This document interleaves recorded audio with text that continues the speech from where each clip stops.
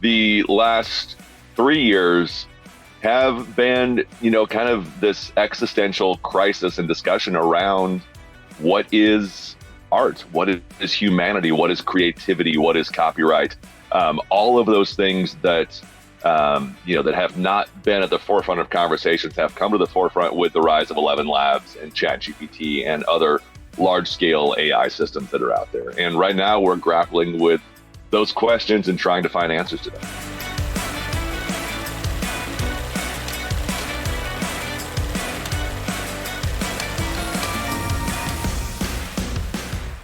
Thanks everybody for joining us today. We are on the Real podcast where we're talking about unfiltered conversations about industry issues, industry topics, the things that we all are going through in industry people.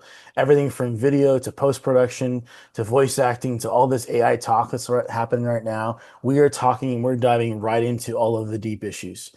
So today we have Tim Friedlander, and he is from NAVA talking to us here straight out about this conversation about how problem about AI and voice acting and how it's affecting our voice actors and the voice acting industry. So, Tim, why don't you start off by just telling us a little bit about yourself, how you got into your role, and just give us a short little intro. Yeah, absolutely. Great to be here. My name is Tim Friedlander, president and co-founder of NAVA, which is the National Association of Voice Actors.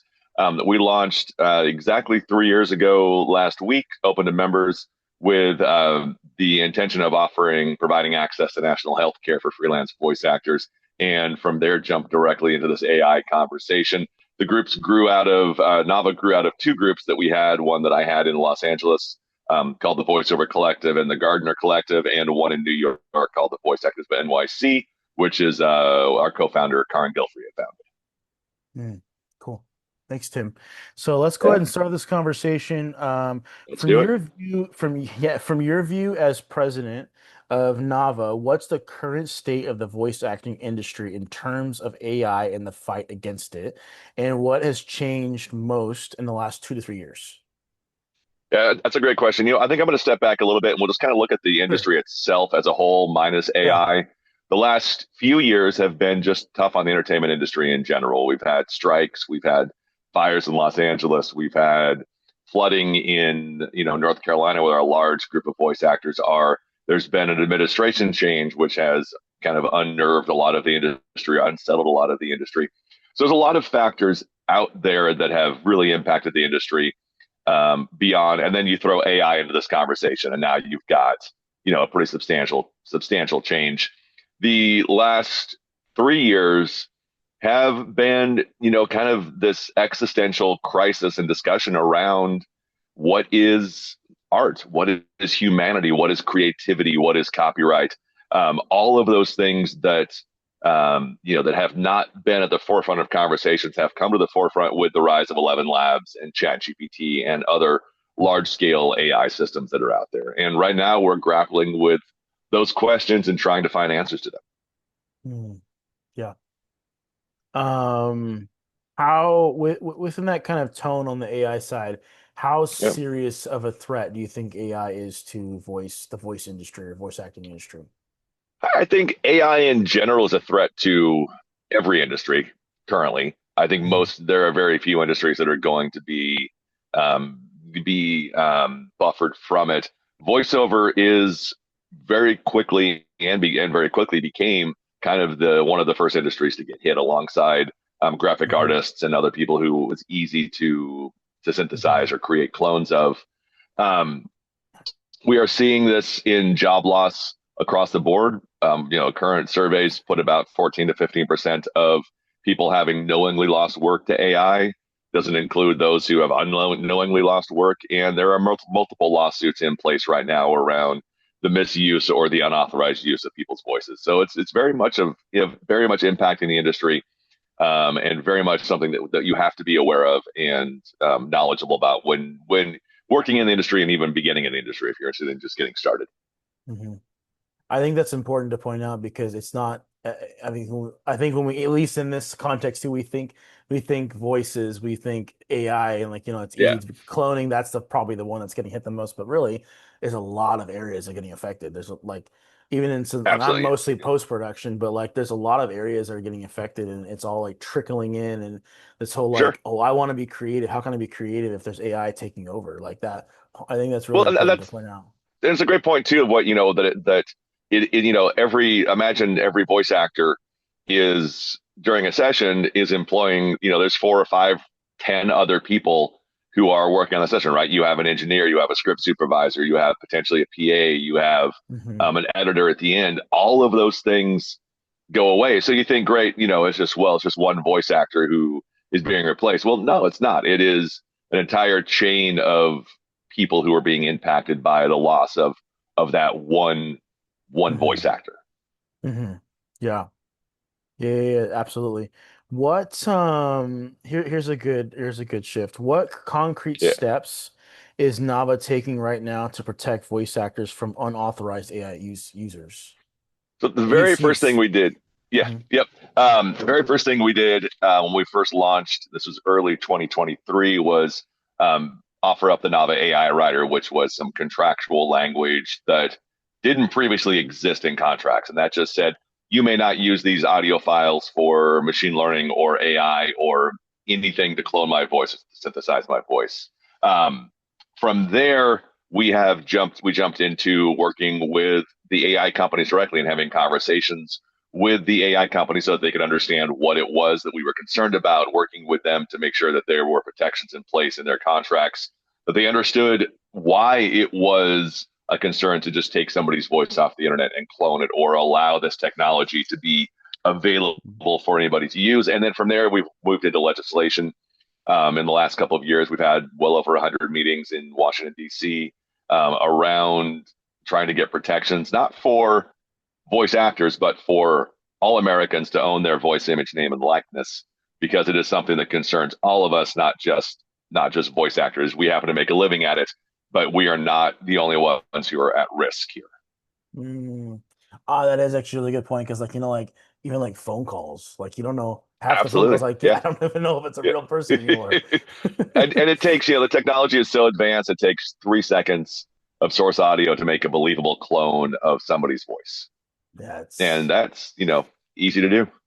No, that's it's pretty crazy. It's how Yeah, crazy it's gotten. It's nuts. yeah, Okay, absolutely. okay, next one. Okay, so yeah, are there new standards, certificates, or guidelines being created to regulate how voice data is used? Working on it. I think you make an interesting. You call it voice data, which is a very interesting thing to think about because when you think about something as data versus biometric data or versus a voice print, those things are going to require and entail different protections that are there. Hmm. Hmm. One of our arguments is the differentiation between a performance and the biometric data that's contained in that performance. So Hmm. you may be able to license, protect the data and use the data of that performance, but do you have the right to extract the voice print or the biometric data out of that performance? And Hmm. we're trying to get, language and contractual language and maybe changes in laws to show that difference so that we can make sure that we are absolutely keeping our biometric data safe. Right now, on a very technical sense, there is no real way to trace, track, or monitor or protect your audio files once they have left your computer. So for voice actors, there's very little that we can do currently. We are working with some tech companies to try and create some protections in there, but currently there's nothing that exists for voice actors to use. Hmm. Hmm. Um, what protections do you believe will become industry standard in the next year or two? Like looking forward. Like hopefully within the next year. That's a tough one. If we look at that timeline, I think, Hmm. soon what we will see is some kind of way to embed protections in the sound waves of your audio files. Hmm. That we will see the technology. It's there in theory and it's there in practice in some places, but it's not. The wide scale ability to be able to use that is not in place yet. There are some Hmm. standards kind of going into place. C2PA, which is a content provenance standard, and some laws in California that go into effect in January that are going to require some of these protections to be in place.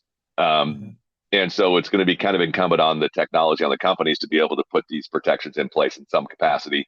But right Hmm. now, nothing really exists for us to actually protect our audio files or our voices. Hmm. Okay. Yeah, one thing you said you started talking about a little bit about partnership stuff. I actually had a question for that. Yeah, So, are yeah. there any partnerships forming between NAVA and tech companies to set ethical standards for AI training? Like anything in the background? I would say I'm not going to say partnerships, but I would say definitely some Hmm. advisory opportunities that we've had. We've tried to meet with all of the major tech companies at one point or another over the last couple of years to let them know what our concerns were and what language and what protections need to be in Hmm. place and what changes they need to play be on that side. Um, but no partnerships per se that are in place currently. But we've Hmm. definitely tried to make sure that the information is out there, that the knowledge is there, and that companies are aware of the liabilities that they have when they're using AI voices. Hmm. Yeah. I think that is interesting. The point is that like are well I've because we talked a little bit this last week with Sean too. Like Yeah, some of these companies are using people's voices without permission, or even if they say it like in the posting when people are like I think he said like yeah, I forget what he called the sites that they're on, but like oh yeah, yeah, it's like these auditions and stuff.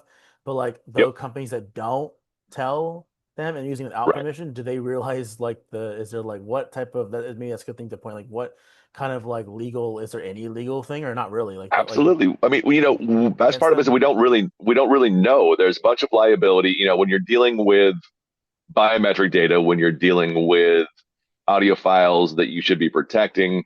What legal liability is out there? What happens?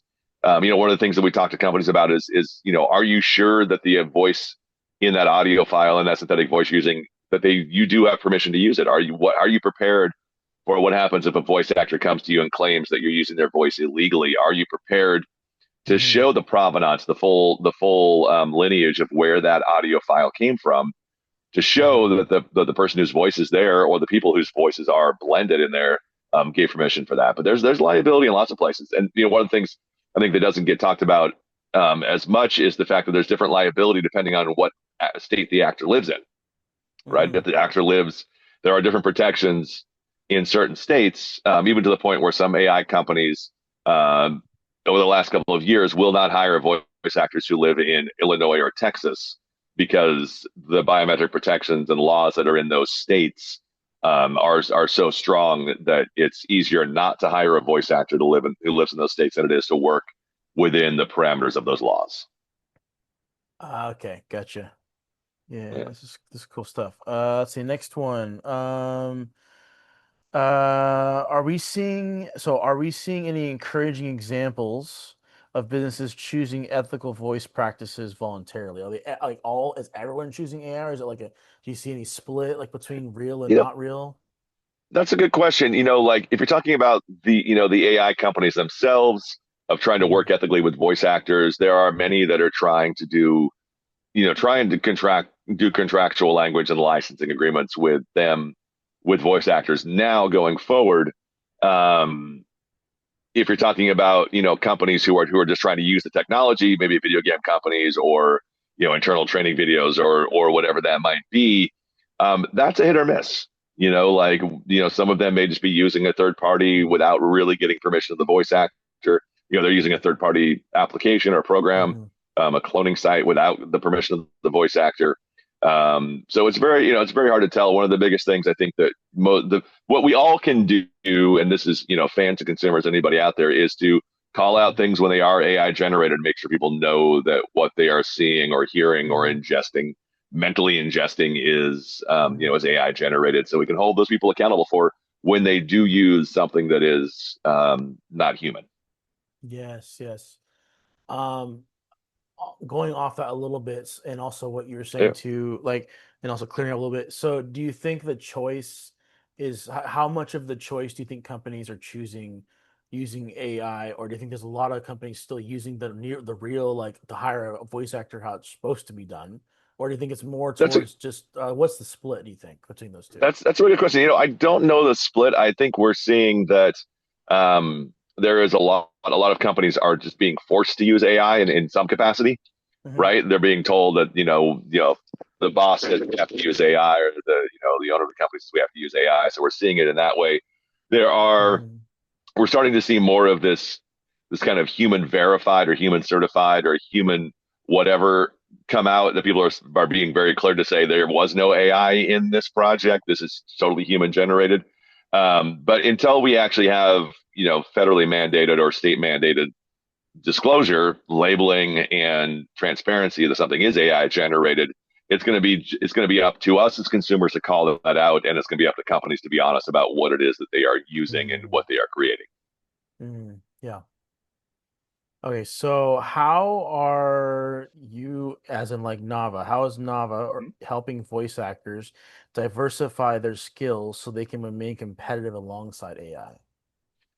Yeah, that's a great question. I think the one of the things that we're trying to do is ensure that voice actors are better trained and better equipped to be better humans. Hmm. And the better human performance you have can provide, the better it will be in competition against the AI. And what that comes down to a few different things. This is the speed and the ability to do what you do faster than an AI can do it. Right now, it pretty much the kind of the industry standard, and what we're seeing right now is that it takes twice as long to create what you want with an AI generated voice than it does to hire a human. So the humans can be more efficient, can be better at what they do, can be more connected and more human than the AI. That's where the voice actors can really, really shine. And so we're doing our best to help provide as many classes as possible, provide career guidance to voice actors, and just help them get better at being who they are and more human. Hmm. Hmm. Yeah. Um, got a couple more here for you. This one, Sure. if it sounds repetitive, let me know. But Sure. Yeah. what can voice actors do now to protect their voice prints, and themselves from their voices used from AI training, especially without their permission? The only tool that we currently have, well, there's a couple things we have right now. So, if you can work under a union contract, you will have those protections afforded to you by the union, which is going to be strong protections against AI misuse or using AI without permission. If you aren't able to work under a union contract, and that unfortunately in the industry is 80% of the work, is not currently covered by the union, or I mean, is not currently union work, because it tends to be non-union or FICA or work where the voice actor is not going to run that through the union. Then you are going to have to put protections in place yourself, and that means you're going to have to ask questions. We have a list of questions on our website to ask of an AI company if you're working with them. You're going to have to Hmm. make sure that your contract puts in very clear usage restrictions, puts protections in that contract, and that if you need the contract to be reviewed, that NAVA offers a contract review service as well, and you can have one of our lawyers, review the contract for Very helpful. Are there you. policy wins or industry shifts happening right now that make you optimistic for the future? Yeah, we are seeing in California 4, 5, or 6 AI bills that have gone in place in the last couple of years.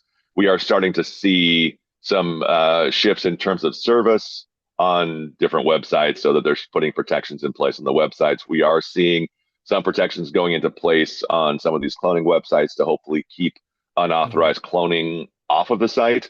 And we are starting to see some websites that are providing the ability to submit complaints and have a takedown notice submitted to get voices removed. Hmm. On the policy level, on a federal level, nothing has happened yet. Hmm. And so we are looking to the states, and I guess in a solid win, there was the AI moratorium that they tried to put in place in the big beautiful bill a few months ago that was removed, and we are currently in that fight again. They're trying to put another AI Hmm. moratorium in the National Defense Authorization Act, and we're trying to push back against getting that added. That would say that states cannot regulate AI, and we Hmm. believe that states should have the right to protect their citizens.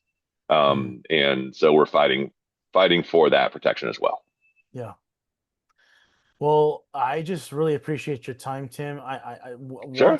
Want to point out, like, is if people want to get involved either with NAVA or like the Yep. maybe latest news and that kind of stuff, what's the best place? Is it social? Like, where's the best place to live for that Yeah, stuff? we're all over socials, Nava Voices, website navavoices.org. We are, encouraging anybody who is eligible to join and be a member. If you're not eligible yet, we have a newsletter on our homepage. Sign the newsletter. We send out information.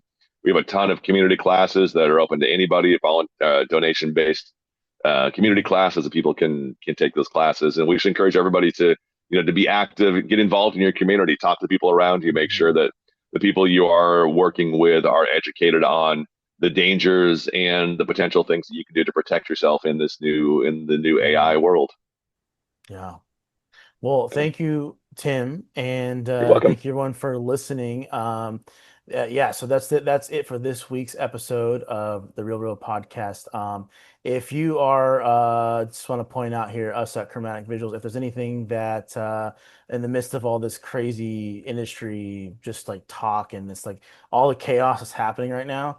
What we do here over at Chromatic Visuals, we are a post-production studio that helps offload all those projects for those that can't take them on themselves and that are overloaded. So if you would please head over to chromaticvisuals.video and click the start project button if you're looking for something like that. We would greatly appreciate that. And until next time, we will catch you then.